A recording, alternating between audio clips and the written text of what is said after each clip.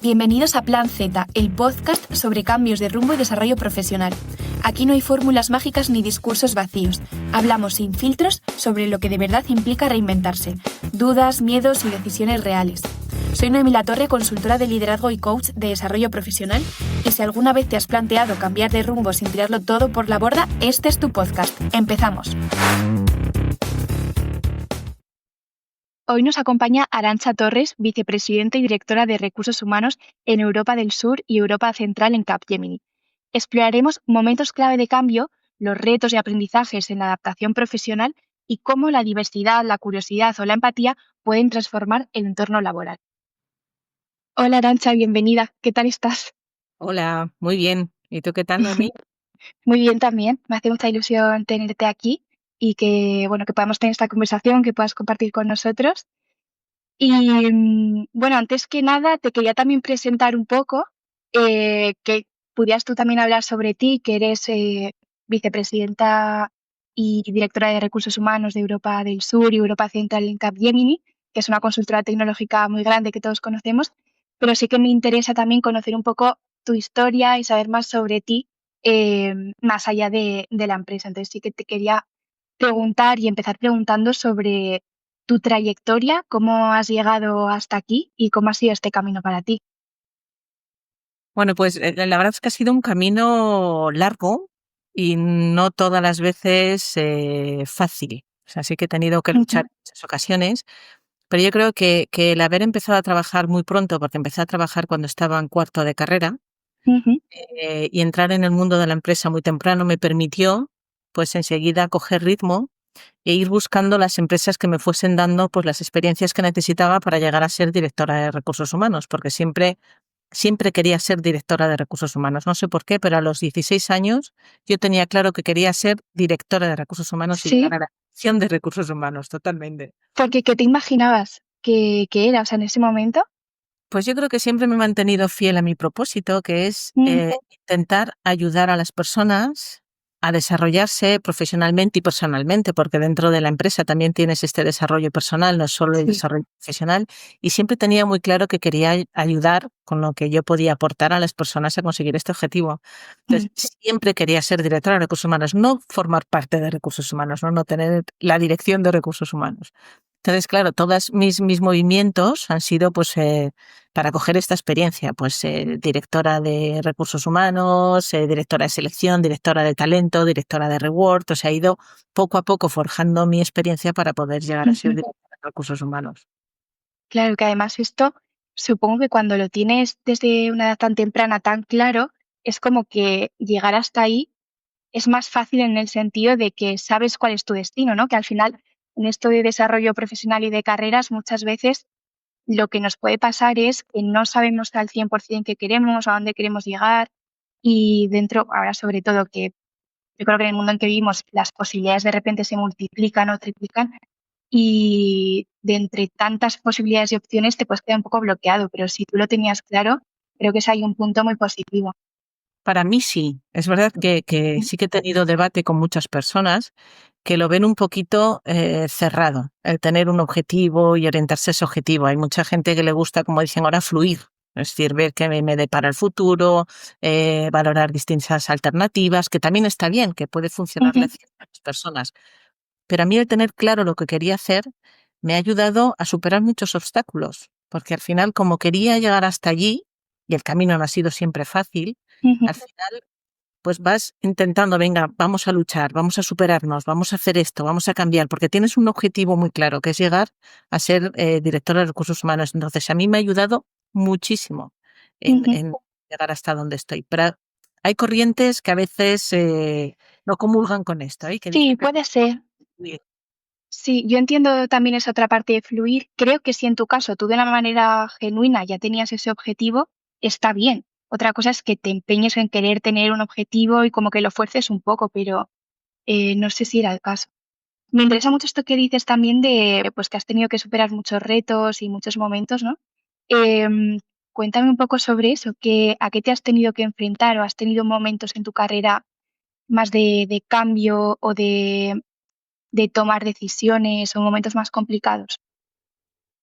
He tenido varios momentos complicados y cuando he pensado un poco sobre mi trayectoria en estos últimos años, sobre todo en los 2 últimos años, lo que sí he visto es que yo tengo una debilidad, como todos tenemos una debilidad, pero para mí una muy grande es que tengo lo que se conoce como el síndrome del impostor.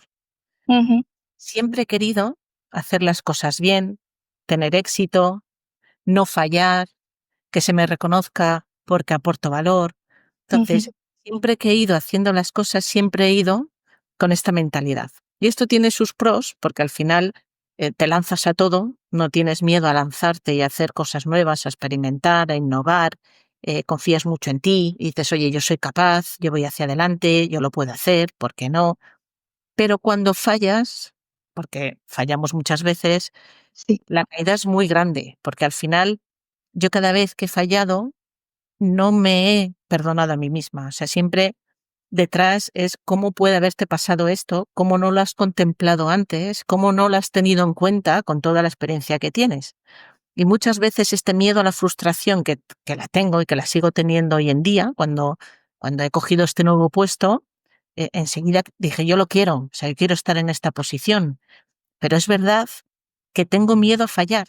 Entonces, Ujú. muchas veces, eh, pues te da miedo pedir opinión, porque se te puede ver como una persona que no controla una debilidad en ti, porque es verdad que cuando estás en una organización y empiezas en un nuevo puesto, todos los ojos están puestos en ti. Es Ya. decir, y no solo de tus compañeros, de las personas que tienes trabajando contigo, de tus jefes, o sea, al final todo el mundo presupone que cuando te dan esa posición tienes que llegar y tienes que saber Ujú. hacerlo. Y muchas veces no es así, porque te enfrentas a situaciones evidentemente nuevas cuando este cambio te supone un reto para ti y salir de tu zona de confort.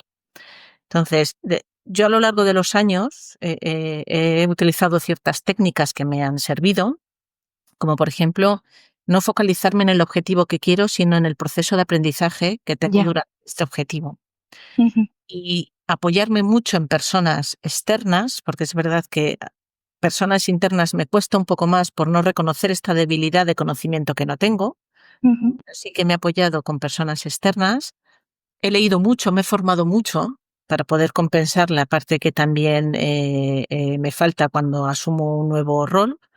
Y luego aprender de los errores. O sea, esto es fundamental. ujú. Como digo, yo me enfado mucho conmigo misma cada vez que fallo, porque me da mucha rabia no haberlo previsto, sabiendo que me enfrento a una situación compleja, debería haberlo preparado previamente, pero muchas veces en el día a Bueno, día, hay mucha incertidumbre también. y confías un poco en ti y dices, oye, pues yo creo que lo voy a hacer bien, siempre me ha salido bien, y la mayoría de las veces sale bien, pero a veces Mm, sale mal. Entonces, aprender de estos errores y ser consciente de estos errores es muy importante para que la próxima vez no vuelvas a cometer el mismo error y ujú. vayas más preparada, controles más las situaciones en las que te vas a encontrar. O sea, sí que he ido cogiendo pequeñas cositas pues para superar este síndrome del impostor que creo que todavía tengo dentro de mí, que tengo que seguir trabajando en ello. Sí, la verdad que yo creo que es algo que muchos compartimos y que se escucha mucho hablando cuando hablas con compañeras, sobre todo yo creo que pasa bastante en las mujeres, es donde yo más igual lo he podido escuchar, pero esa exigencia, ese miedo al error, como dices, que al final es un trabajo personal que tenemos que hacer, creo, de, oye, no pasa nada, equivocarse forma parte del proceso, sin errores no llegamos a nuevos sitios, ¿no? O sea, cuando hacemos algo nuevo, pues es que es fácil equivocarte porque nunca lo has hecho. Entonces, aceptar que puedes equivocarte y que el error forma parte de ese proceso de mejora y de aprendizaje, pues es una buena lección. También me interesa esto que dices de que te apoyabas en terceros o gente externa. Concretamente, ¿a qué te refieres? Pues me he ido buscando mentores Ujú, que me han ido ayudando con las nuevas experiencias que he tenido. Por ejemplo, yo estaba en PricewaterhouseCoopers, toda ujú, mi carrera profesional prácticamente la desarrollé allí, 17 años en PricewaterhouseCoopers, y cuando me cambié a Capgemini, para mí el cambio fue muy grande. Fue un cambio cultural terrible, con una filosofía completamente diferente a la que tenía en Price. Y al ujú, final, en todo este proceso de cambio, yo me apoyé en un ex jefe mío Ujú. de Price que me ayudó muchísimo, muchísimo. Fue mi mentor dentro de Price y me expuso muchas cosas que a veces yo no le entendí en estas acciones que él tomó, ¿no? Pues me iba cambiando de posiciones que a mí, pues a lo mejor me gustaban menos, y me hizo entender que era necesario para coger esa experiencia, salir de mi zona de confort, ir probando cosas diferentes para poder crecer. Entonces, cuando yo me cambié a Capgemini, con este miedo del impostor, de no querer comentar dentro, no sé hacerlo, porque al final pues entré como directora de recursos humanos con el rol de vicepresidenta, pues sí que he intentado apoyarme en estos mentores externos. O sea, he tenido muchas conversaciones con él, le he contado pues los momentos que estaba pasando, le he pedido consejo, ¿cómo crees que puedo afrontar esto? ¿Cómo crees que puedo aprender de esta situación? ¿Qué me recomendarías? O sea, me he ido apoyando mucho Ujú. en personas externas que creo que me podrían, o sea, que me podían ayudar Qué a bien. desempeñar el rol. Sí, que tener un ojo externo como más neutro a veces, pues ayuda Es, muchísimo. es fantástico. O sea, yo siempre Mm. recomiendo apoyarse en personas externas, ya sean amigos, familiares, y si tienes a alguien en el entorno de negocio que entiende lo que es el negocio y las dificultades que puedes tener, el asesoramiento es maravilloso, es fantástico. Ujú. Y qué bien también haberte cruzado en el camino con profesionales así, ¿no? O sea, que al final, pues tuviste ahí un mentor que también en un momento fue, pues, es tu responsable. Y ¿qué buenos aprendizajes has podido sacar de eso? ¿Qué cambios de mentalidad crees que te llevas principales de, pues, de esta relación o de consejos que él te haya podido dar? Pues yo creo que la principal característica que puedo tener es que he desarrollado mucha empatía. Ujú. Y yo creo que he desarrollado mucha empatía fijándome en las personas que tenía a mi alrededor en el entorno profesional. Esta Vale. persona que la considero mi mentora, que para mí vamos, es amigo y mentor. em, Como digo, fue uno de mis primeros jefes en Price. Y cuando yo tuve mi primer hijo, tengo 3 hijos, Ujú. pero cuando tuve mi primer hijo, mi marido viajaba todas las semanas. O sea, se iba un domingo y volvía un viernes, con lo cual yo estaba sola. Pedimos ayuda durante el día pues a una persona que cuidaba al niño porque era muy pequeño. Yo me incorporé después de dar a luz, que en aquella época ya sabemos que las ventajas eran muy pocas.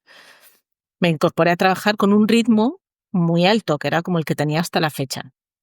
Sí, Entonces, cuando tuve mi primer hijo, me di cuenta que yo quería pasar por un periodo en el que el balance entre la vida profesional y la vida personal quizá debería estar un poquito más balanceado hacia la vida personal, pero sin renunciar a mi carrera profesional, porque yo tenía claro, como digo, quería ser directora de recursos humanos. Entonces, decidí pedirle a mi jefe poder salir a la hora para poder llegar a las cenas de niño, atender al niño y poder, pues eso, balancear un poquito más en ese periodo la vida personal. Cuando yo hablé con mi jefe, por supuesto, él me apoyó. ujú, Pero la primera reacción que tuvo fue un poco como, pero tú estás segura, porque igual se ve perjudicado un poco tu rendimiento, porque hasta ahora, pues eso, has dedicado muchas horas, pues eso, tienes todo bajo control, etcétera. Y yo le dije, no te preocupes, yo me organizo mi tiempo, tú no vas a notar que yo me viera a la hora, pero necesito este periodo un poco de poder dedicarme y centrarme más en el niño. Entonces yo lo que hacía era llegaba a casa, le daba de cenar, le acostaba y cuando ya estaba acostada me ponía a trabajar. Y para mí era un balance excelente. De ujú, hecho, la gente decía, ya, pero es que al final trabajabas en casa. Y digo, pero para mí era mi balance en ese momento. O sea, estaba haciendo las dos sí, cosas que me gustaban muchísimo. Dedicarme a recursos humanos, tener una carrera profesional y en niño. Entonces, para mí el balance era perfecto y no me costaba nada, porque al final ujú, trabajar 2 horas, pues eso, de 10 a 12 o de 9:30 a 11:30 o así, para mí no me suponía ningún esfuerzo. Al revés, como me gusta tanto mi trabajo, me daba, pues eso, mucho confort poder hacer las dos cosas. Entonces, para mí, ujú, esa reacción que tuvo mi jefe de poder dejarme compaginar en ese momento tan crítico de mi carrera, eh, me ha enseñado muchísimo, porque cada vez que alguien de mi equipo tiene alguna necesidad personal o necesita pedirme algo porque tiene una necesidad personal, es que soy la persona más flexible del mundo y siempre se lo digo, organízate como te dé la gana. Como si no quieres venir en una semana, me da igual. Tú organízate como te dé la gana.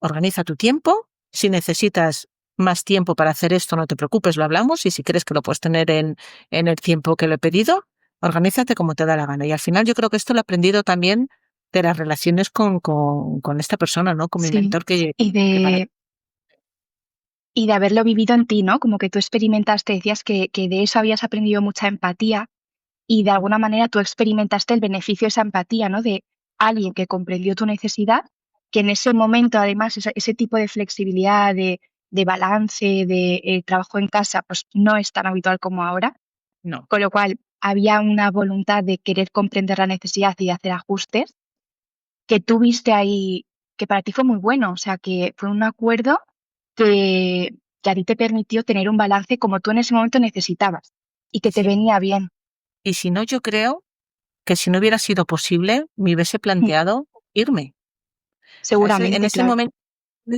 nosotros llamamos los momentos de la verdad, que si hay Ujú. momentos en tu vida que les llamamos los momentos de la verdad, que es que tienes que tomar una decisión entre una cosa u otra. Y tienes que balancear más una cosa u otra, que puede ser personal, profesional o cualquier otro tipo de decisión. Y si alguien no te ayuda en ese momento de la verdad, al final tomas decisiones equivocadas, seguramente, pero porque no te han ayudado a que sea posible. Con lo cual, yo me hubiera ido, yo creo. O sea, si no hubiera sido posible, me hubiese ido.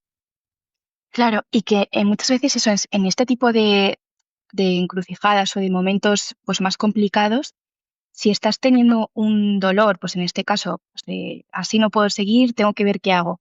Lo más rápido, lo primero que te viene es me voy, lo dejo todo y me voy. Y nos cuesta, además solemos estar igual con picos de estrés o lo que sea, que nos cuesta más ver las opciones intermedias, incluso Total. atrevernos a pedirlas, ¿no? Bueno, Estas conversaciones de decir, oye, ¿qué te parece si yo ahora en este rato no trabajo, pero confían que voy a trabajar después? O sea, son conversaciones que a veces no nos atrevemos a tener. esto es muy buen punto, porque es verdad que a mí me costó. O sea, Ujú. me costó, o sea, yo iba nerviosa cuando iba a hablar con él, porque yo lo comentaba con mi marido y decía, jo, es que no sé si pedirlo, porque al final yo es que necesito trabajar muchas horas, porque no me da la vida, porque necesito, y si pido esto es que no sé si va a influir. O sea, me tocó muchas horas de discusión y fui a pedírselo, estaba nerviosa. O sea, era Ya, como, pero al final me lancé. O sea, dije, hay que hacerlo. O sea, porque no pierdo nada, tengo que ir a hablarlo. Y si no, pues ya sí. tomaré las decisiones que tenga que tomar. Y ese aprendizaje, porque ahí me imagino que también sería un aprendizaje para ti de, uy, he probado a pedir, a expresar mi necesidad y ha ido bien. Luego sientes que lo has vuelto a hacer también otras veces gracias a que ahí lo pudiste hacer. Pues no tanto, si te soy sincera, Noemí. Y yo creo que no tanto porque es verdad que soy una persona flexible, ¿no? Y creo que Ujú. tengo mucha capacidad de adaptarme a las situaciones que... Entonces, no me he vuelto a ver en una encrucijada y uno en el que tenga que decidir sobre una cosa u otra. O Ya. sea, tan, Ujú.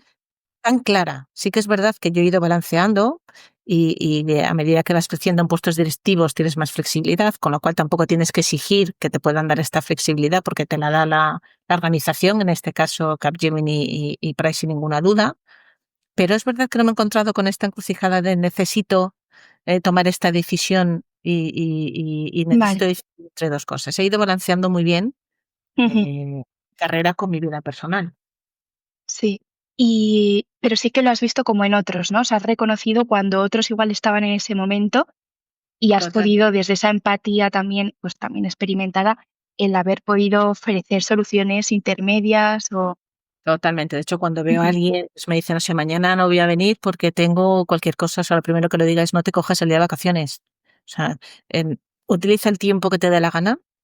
O sea, ni Ujú. se te ocurra. Cuando alguien me está diciendo, no, es que tengo a mi madre que está enferma, le tengo que acompañar, y digo, oye, ni me lo tienes que pedir. O sea, tú me avisas, me tengo que ir con mi madre al médico y ya está. O sea, no pasa absolutamente nada. Así que fomento, porque Ujú. yo creo que estas situaciones tan personales y tan duras te hacen tomar, como digo, decisiones erróneas. Entonces tienes que apoyar muchísimo desde la dirección, muchísimo.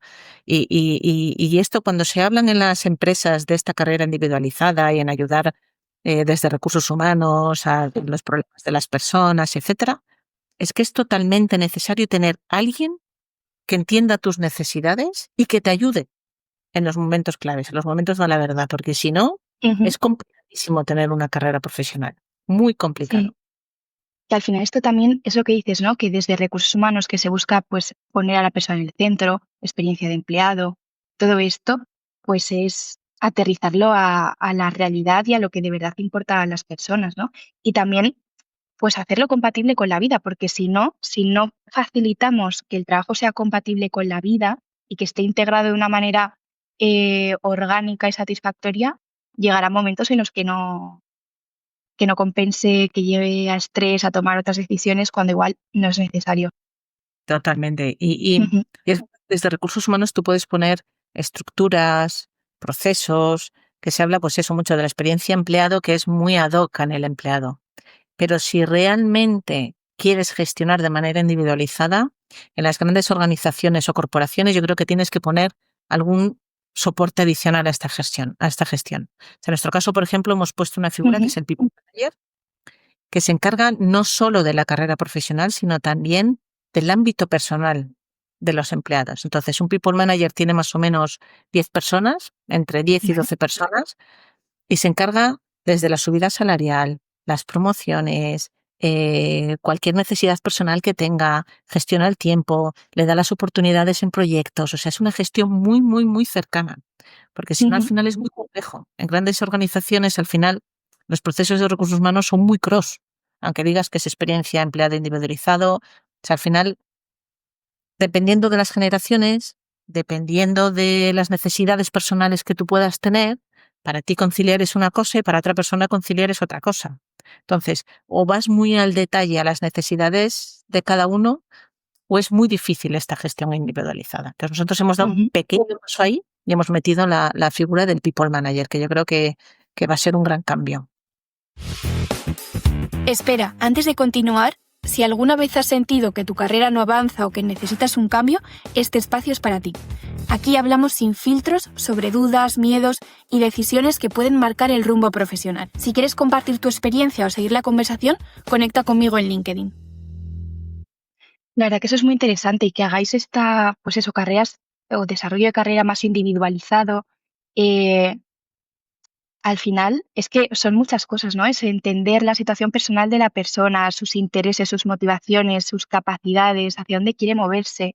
Y eso requiere mucho tiempo, con lo cual tener una figura que parte de su trabajo y de su tiempo está especialmente dedicado a un pequeño grupo de personas y poder impulsarlas y demás, pues suena muy bien, la verdad. Además, Ujú, le damos tranquilidad a la gente, ¿eh? Porque al final, imagínate que a alguien, por ejemplo, le roban, que hemos tenido algún caso, el bolso ujú, en el metro. Y al final, pues va el manager y le dice, oye, que me han robado el bolso, que no puedo llegar al trabajo y voy a perder 2 horas en la comisaría. Al final, el manager lo que hace es redirigir a los procesos. Pues oye, si según el proceso de recursos humanos, lo que tienes que hacer es, y va literalmente al proceso. ujú, Cógete un día de vacaciones, tienes que recuperar las horas. Entonces ya ahí se genera un conflicto que no es necesario, porque al final esta persona, si tú le dices, no te preocupes, o sea, organízate, vete a la policía, haz lo que tengas que hacer, es que va a salir de la persona el seguramente acelerar para tener lo que tenía que hacer en el tiempo que tenía antes estimado, perdiendo las 2 horas o 3 horas o 4 en la policía. Entonces, yo creo que con esta gestión se llega hasta ahí. Si no, ujú. al final todo el mundo, pues eso, apela a los procesos y a los procedimientos de recursos humanos y no está bien. Sí. Y luego también mencionabas pues la diferencia de los cambios generacionales, el ser esta parte de personalizar también teniendo en cuenta la diferencia generacional o estas diferentes diversidades, ¿no?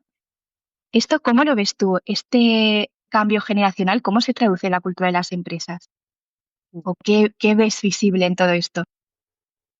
Es una gestión muy compleja porque y se han estudiado mucho las diferentes generaciones, ¿no? Cuáles son los valores, las motivaciones, porque estos valores y motivaciones evidentemente influyen en tu vida personal y en la vida profesional. Entonces, la convivencia entre las dos generaciones Ujú, cuesta. O tienes una cultura de aprendizaje dentro de la empresa que permite ir adaptándose a las distintas generaciones, a lo que hay dentro de la organización, o es muy complejo gestionarlo. Porque cuando una generación, por ejemplo, pues prima más la flexibilidad o prima más el salir antes pues para poder ir al gimnasio, para tener vida personal, y otra generación, como podríamos ser los de los baby boomers, que nos interesa mucho el reconocimiento, que trabajamos horas hasta el infinito, si no eres capaz de hacerles entender ambas partes que cada uno tiene su necesidad y sus valores y que esto le influye en la manera de ser en el trabajo, es imposible gestionarlo. Entonces, nosotros, por ejemplo, hemos lanzado, como todas las empresas con el tema del COVID, el teletrabajo, pero nosotros tenemos hasta un 80% de teletrabajo. Esto quiere decir que hay una flexibilidad brutal. Para los Sí, jóvenes ha sido maravilloso y para las generaciones un poco más mayores como las nuestras, pues seguimos yendo a la oficina bastante porque al final seguimos con esta trayectoria ¿sabes? Pues de tener más cercanía con las personas, más... sí, estos hábitos. Claro, al final tenemos que ver cómo convergen las dos, porque Ujú, jóvenes han ido al extremo, nosotros seguimos y hay que ver el punto intermedio en el que hay que ir a la oficina de vez en cuando porque creemos que es bueno generar estos lazos y estas conexiones, y más cuando te incorporas a una empresa nueva y eres joven, pero también hay que darles la flexibilidad que necesitan para poder tener sus necesidades personales. ujú. Eso es una práctica mutua, yo creo, a mí.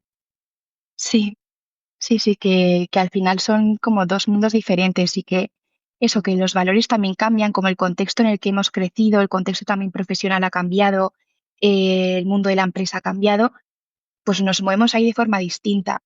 Y tenemos pues lo que decías, por ejemplo, del gimnasio, ¿no? Pues todo el mundo ya después de trabajar busca ir al gimnasio, más o menos, ¿no? Pues son hábitos que, que cambian todo, la verdad. Y también te quería preguntar, porque tú al final, desde tu rol en Capgemini, que es una empresa muy internacional y estás en contacto con diferentes países de Europa, más allá de la diversidad generacional, ¿qué ves tú en cuanto a diversidad en general?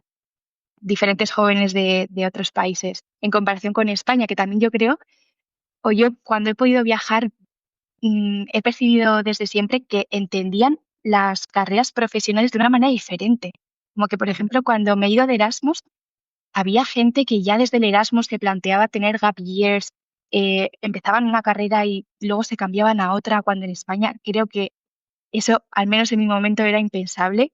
Cambiar de carrera podría ser un drama. O sea, como muchísima más tranquilidad, más visión a corto, a medio largo plazo. O sea, otro tipo de mentalidad, yo creo. Gracias a Dios, yo creo que está evolucionando un pelín en España, ¿eh? Porque las nuevas generaciones todavía cuesta, pero yo creo que ya empiezan a valorar, ¿no? El tener esta experiencia en internacional, a conocer de Mm, diferentes perfiles, a que no tienes que elegir una carrera, ¿no? Y estar ahora con todo, con Bolonia, la posibilidad de carreras son infinitas y las posibilidades de entrar en la empresa son infinitas y al final tiene que valorar tus skills, parte de los conocimientos técnicos mm, y que tienes. O sea, siempre hemos sido muy tradicionales en esa gestión de nuestros estudios y cómo gestionamos las carreras, ¿no? ujú, Cuando yo llegué a este rol, mm, a mí me ha sorprendido muy positivamente. O sea, me gusta mucho las culturas a las que me estoy enfrentando. Estoy viendo cosas totalmente diferentes, como tú dices, ¿no? Muy alineado con lo que ujú, tú dices. Toma muchos retos. Cuando tenemos posiciones directivas, nos asustan, pero nos ujú, asustan en cambiar de localidad, en moverse geográficamente, en viajar constantemente pues, a otros países. Y en España, sin embargo, cuando nosotros queremos ofertar alguna posición internacional, les cuesta un poco más. O sea, es más, eh, es que me tengo que trasladar y no sé si me quiero mover de España. También es verdad que España está muy bien, quiero decir, España es un país sí, magnífico, sí. con lo cual todos se quieren venir a España. Yo de todos los franceses con los que hablo, los alemanes, todos dicen, oye, España, España, todo el mundo se quiere venir a España. Entonces yo creo que también tenemos ahí nosotros que nos gusta mucho nuestro país, nos encanta como cultura, nos encanta pues eso, el tener el sol, y yo creo que nos cuesta un poquito más movernos. Ujú, Pero esta es la razón, la cultura de fuera es bastante distinta. Primero les enseñan una manera de estudiar distinta en las ya, universidades, más abierto a pensar, a razonar. Y esto yo creo que les abre un poco la mente a tener distintas oportunidades. sí. Es posible que vaya por ahí. Eso como menos miedo al error también, a la posibilidad de debatir sobre algo, de poder hablar abiertamente, dar tu opinión, como en las clases, ¿no? Como es algo más, Eh, o más eh, así.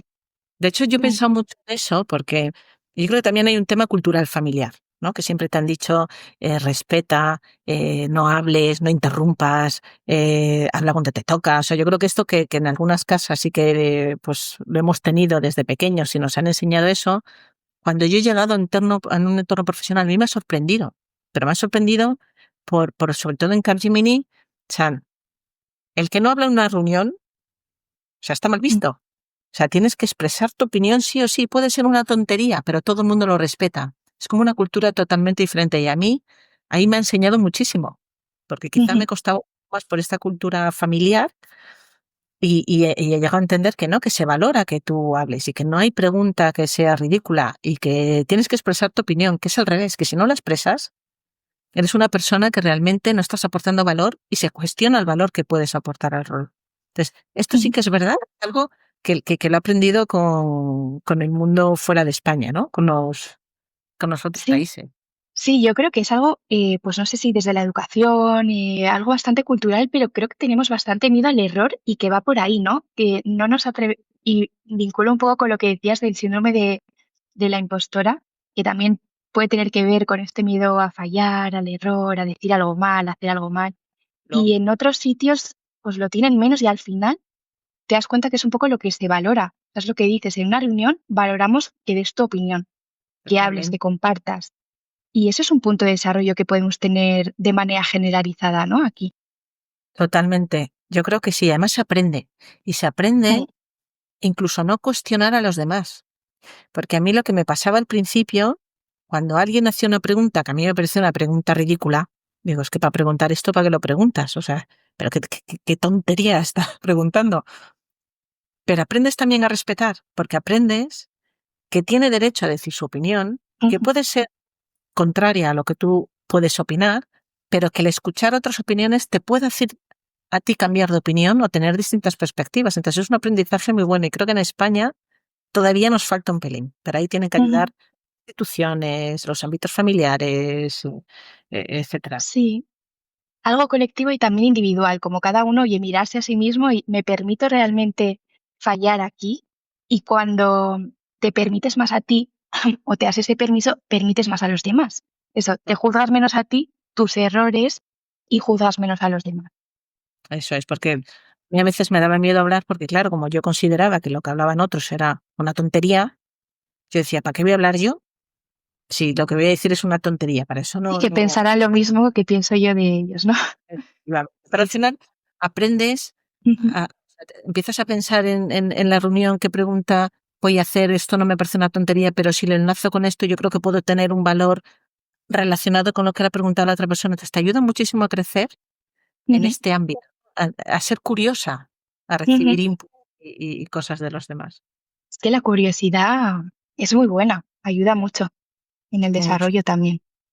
Es Ujú, clave y es uno de los consejos que yo le doy a mis hijos desde pequeños y se lo daría a todo el mundo. O sea, ten curiosidad por aprender, por escuchar a los demás, por abrir tu mente a cosas nuevas. O sea, no pasa nada, porque a veces nos encerramos, pensamos que tenemos la razón en todo lo que hacemos y te pierdes mucho, te pierdes un montón de cosas. Y en el ujú. ámbito profesional, la curiosidad es que es una skill clave, pero es clave, porque eso te va a permitir tener más agilidad, te va a permitir tener más flexibilidad, te va a permitir aprender cosas nuevas.